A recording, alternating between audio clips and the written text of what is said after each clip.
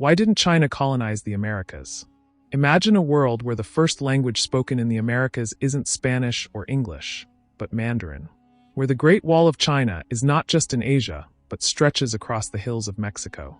What if I told you that China, one of the most advanced civilizations of its time, had the potential to discover and colonize the Americas long before Columbus set sail?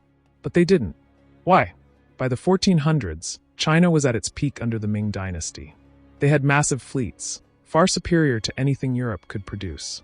The legendary Admiral Zheng, he led enormous treasure ships, some over 400 feet long, dwarfing Columbus's tiny caravels. These Chinese expeditions reached as far as Africa and the Middle East, showcasing China's unmatched naval dominance. So, if China had the technology, the ships, and the knowledge of distant lands, why didn't they cross the Pacific and claim the Americas for themselves? The turning point. Here's where history takes a dramatic twist. Just as China was expanding its naval power, something unexpected happened. A total reversal of policy.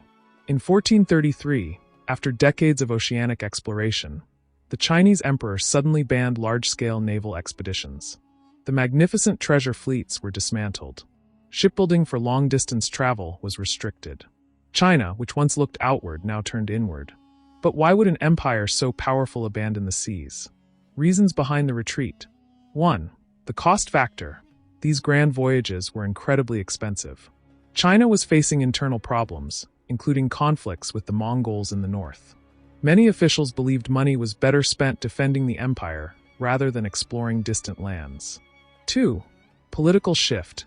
A power struggle in the Chinese court saw conservative Confucian scholars gain influence. They viewed merchants and explorers as unnecessary and even harmful to China's traditions. As a result, the new rulers prioritized stability over expansion. 3. No immediate threat. Unlike Europe, which was in fierce competition for resources and trade routes, China was largely self-sufficient. They didn't need to seek out new lands to survive. 4. The Forbidden Ocean policy. After the treasure fleets were recalled, China enforced a strict isolationist policy. Traveling abroad without permission became a crime. The very idea of expanding across the ocean was erased from Chinese strategy. What if China had reached the Americas? Now, here's the big question. What if history had taken a different path? Imagine Chinese settlers arriving in the Americas in the early 1400s, long before Columbus. Would the US be speaking Mandarin today? Would the Great Wall have a twin in Mexico? Would the world map look entirely different? It's one of history's greatest what-ifs. China had everything it needed to colonize the Americas, except the will to do so.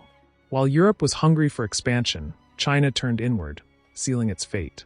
And so, history unfolded the way we know it.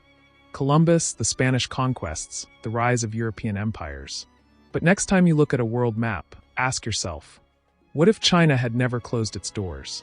Would the world as we know it even exist?